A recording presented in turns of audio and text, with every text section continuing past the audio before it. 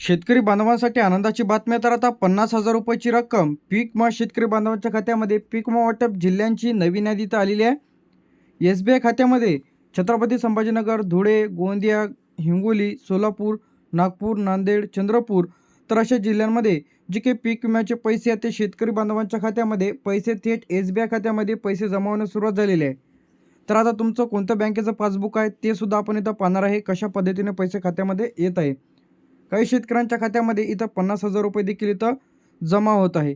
तर आता यामध्ये कोणत्या योजनेचा पीक विमा, तर आता यामध्ये प्रधानमंत्री पीक विमा योजना खरीप रब्बी नुकसान भरपाई 2025 आणि 26 24-25 तर आता यामध्ये जी काही भरपाईची रक्कम आहे तर आता सर्व शेतकरी बांधवांना 33% जास्त असेल, 33% जर तुमची भरपाई जास्ती असेल म्हणजे नुकसान असेल तर अशा शेतकरी बांधवांना भरपाईची रक्कम हे 50,000 तर सरासरी जे की 17,500 रुपये याप्रमाणे मिळत आहे।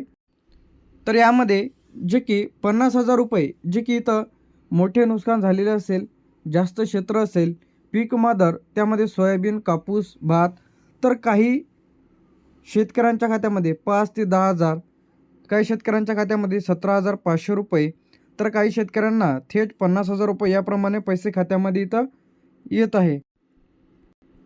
तर आता यामध्ये SBIचे खाते जे काही यामध्ये बरेच शेतकऱ्यांकडे SBIचे खाते आहेत। तर आता बरेच जणांचे SBIला DBT लिंक राहते, त्यामुळे त्यांचे पैसे आधार लिंक बँक खात्यामध्ये डायरेक्ट बेनिफिट ट्रान्सफर तर आधार लिंक बँक खात्यामध्ये पैसे इथं जमा केले जाते। तर तुमचा आता ज्या बँक पासबुकला तुमचा आधार लिंक आहे त्यानंतर दुसरा जो महत्त्वाचा पॉईंट म्हणजे तुम्ही जे की पीक विमा भरताना बँकेचं पासबुक कोणतं दिलं होतं ते सुद्धा इथं निर्बल करते, तर त्यामध्ये तुमचे पैसे इथं येते।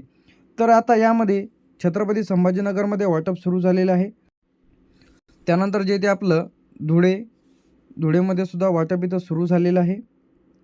काय झालेलं आहे, धुळेमध्ये वाटप सुरू झालेलं आहे, गोंदियामध्ये सुद्धा वाटप सुरू झालेलं आहे, हिंगोलीमध्ये सुद्धा वाटप सुरू झालेलं आहे, सोलापूरमध्ये, नागपूर, नांदेड, नंदुरबार, अहमदनगर तर अहमदनगरमध्ये जे काही वाटप इथं सुरू झालेलं नाही आहे। तर आता यामध्ये जे काही बरेचसे जिल्हे आहे ज्या जिल्ह्यांमध्ये पीक विमा इथं टाईम लागणार आहे, तर आता यामध्ये छत्रपती संभाजीनगर, धुळे, गोंदिया, हिंगोली, सोलापूर, नागपूर, नांदेड, नंदुरबार तर या जिल्ह्यांमध्ये पैसे खात्यामध्ये इथं येत आहे। त्यानंतर इथे आपलं यामध्ये अहमदनगर तर अहमदनगर, अकोला हे जे जिल्हे आहे प्रलंबित म्हणजे या जिल्ह्यांमध्ये 5 ते 6 दिवस 7 दिवस तर सरासरी 15 दिवस इथं पैसे जमा होण्याकरिता लागू शकते। त्यानंतर जे ते आपलं यामध्ये अमरावती हे सुद्धा प्रलंबित आहे, बीडमध्ये सुद्धा टाईम लागणार आहे, भंडारामध्ये सुद्धा टाईम लागणार आहे। त्यानंतर इथे आपलं बुलढाण्यामध्ये वाटप सुरू झालेलं आहे, चंद्रपूरमध्ये सुद्धा वाटप सुरू झालेलं आहे, गडचिरोलीमध्ये सुद्धा वाटप सुरू झालेलं आहे, जळगावमध्ये टाईम लागणार आहे, जालन्यामध्ये सुद्धा इथं टाईम लागणार आहे, कोल्हापूरमध्ये वाटप सुरू झालेलं आहे, लातूरमध्ये टाईम लागणार आहे, मुंबई शहरमध्ये टाईम लागणार आहे। तर आता यामध्ये जे काही जिल्हे आहेत तर यामध्ये बुलढाणा, चंद्रपूर, गडचिरोली तर या जिल्ह्यांमध्ये पैसे खात्यामध्ये इथं येत आहे। तर बाकी जे काही पेंडिंग जिल्हे आहेत तर या जिल्ह्यांमध्ये लवकरच पैसे इथं जमा केले जाणार आहे। त्यानंतर जे जिल्हे आहेत यामध्ये आपलं लातूरमध्ये टाईम लागणार आहे, मुंबई शहरमध्ये सुद्धा टाईम लागणार आहे, मुंबई उपनगरमध्ये वाटप सुरू झालेलं आहे, तर यामध्ये खरीप रब्बी 2024, 25, 26 अशाचा पीक विमा खात्यामध्ये येत आहे। नाशिकमध्ये सुद्धा टाईम लागणार आहे, उस्मानाबाद, धाराशिवमध्ये सुद्धा टाईम लागणार आहे, पालघरमध्ये वाटप सुरू झालेलं आहे, परभणीमध्ये टाईम लागणार आहे, पुण्यामध्ये सुद्धा टाईम लागणार आहे, रायगडमध्ये सुद्धा टाईम लागणार आहे, रत्नागिरीमध्ये वाटप सुरू झालेलं आहे, सांगलीमध्ये सुद्धा वाटप सुरू झालेलं आहे।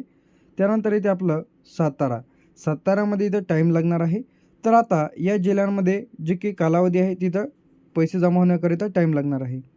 त्यानंतर जे ते आपलं यामध्ये वाशिममध्ये वाटप सुरू झालेलं आहे, काय झालेलं आहे, वाटप सुरू झालेलं आहे, वर्ध्यामध्ये टाईम लागणार आहे, ठाणेमध्ये सुद्धा टाईम लागणार आहे, सिंधुदुर्गमध्ये सुद्धा टाईम लागणार आहे, सातारामध्ये सुद्धा टाईम लागणार आहे, सांगलीमध्ये वाटप सुरू झालेलं आहे, रत्नागिरीमध्ये वाटप सुरू झालेलं आहे, रायगडमध्ये टाईम लागणार आहे, पुणेमध्ये टाईम लागणार आहे, परभणीमध्ये टाईम लागणार आहे, पालघरमध्ये वाटप सुरू झालेलं आहे। त्यानंतर जे आपलं यवतमाळमध्ये सुद्धा इथे टाईम लागणार आहे. तर आता पैसे आले तर काय करायचं आहे? सर्वप्रथम पैसे जर तुमचे आलेच नाही, तर अशा शेतकरी बांधवांनी काय करायचं आहे? सर्वप्रथम यामध्ये जे की ग्रामसेवक, कृषी सहाय्यकाशी संपर्क साधा, पीक विमा हेल्पलाईन नंबर, पीक विमा पोर्टलवर. तर यामध्ये जे काही नंबर आहे 14447, तर हा जो काही हेल्पलाईन नंबर आहे. तर आता आधार लिंक नाही, बँक खाते बदललेलं असेल, नुकसान भरपाईमध्ये यादीमध्ये नाव नसेल, तर आता तुम्हाला किती रक्कम यामध्ये मिळू शकते? तर आता जी काही भरपाईची रक्कम आहे यामध्ये 1000 ते 3000, 5 ते 15,000, तर 50,000पर्यंत भरपाई इथं तुम्हाला जमा केली जाते. तर आता तुम्हाला पैसे कुठे जमा होतात? तर आता बरेच जणांचे डी-बी-टी एस-बी-आय खात्याला आहेत, तर अशाच्या खात्यामध्ये एस-बी-आय खात्यामध्ये आता तुम्ही जे काही बँकेचं पासबुक दिलं होतं पीक विमा भरताना, त्याच बँक खात्यामध्ये पैसे येणार आहे.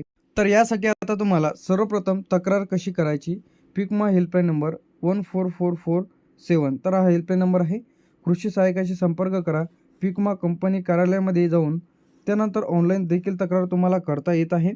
तर आता पुढील 7 ते 15 दिवसात टप्प्याटप्प्याने आता जिल्ह्यानुसार सर्वप्रथम जिल्ह्यामध्ये, त्यानंतर तालुक्यामध्ये, त्यानंतर गावामध्ये अशाप्रमाणे पैसे इथं जमा केले जाते. वाटप कशाच्या आधारित राहते? 33% जास्त नुकसान भरपाई, कापणी म्हणजे पिकाचे जे काही कापणीपर्यंत आलं, त्यानंतर फुलावर असताना, तर त्यावर डिपेंड करते. हवामानावर, त्यानंतर अंतिम तारीख अहवालानुसार. तर आता यामध्ये पीक विमा वाटप 2026 अर्ज केलेले असणे आवश्यक आहे. तर यामध्ये बरेच शेतकरी काय करतात? पीक विमा भरत नाही, तर अशांना पीक विम्याचे पैसे तर मिळणार नाही. पीक विमा अर्ज केलेला असणे आवश्यक आहे. त्यानंतर तुमचा ई-पीक पाहणी केलेली असणे आवश्यक आहे. क्रॉप इन्शुरन्स करणे देखील तुम्हाला आवश्यक आहे. त्यानंतर यामध्ये कोणते पिकं पात्र आहेत? तर यामध्ये सोयाबीन, कापूस, भात, उडीद, मूग, तूर, मका, ज्वारी, बाजरी, तर या पिकांचा पीक विमा इथं मंजूर झालेला आहे. तर आता खरीप पीक विमा वाटप, आता दोन्हीचे पीक विमा वाटप इथं सुरू झालेले आहे. यामध्ये खरीप 2025, त्यानंतर जे ते आपलं यामध्ये रब्बी 2026 पुढील टप्प्यात. तर आता शेतकरी बांधवांनी लगेच खातं तपासा की तुमच्या खात्यामध्ये 50,000 रुपये इथं आले की 17,500 रुपये प्रमाणे इथं पैसे जमा झालेले आहे. तर सर्व शेतकरी बांधवांना पैसे खात्यामध्ये येत आहे, लगेच तपासा.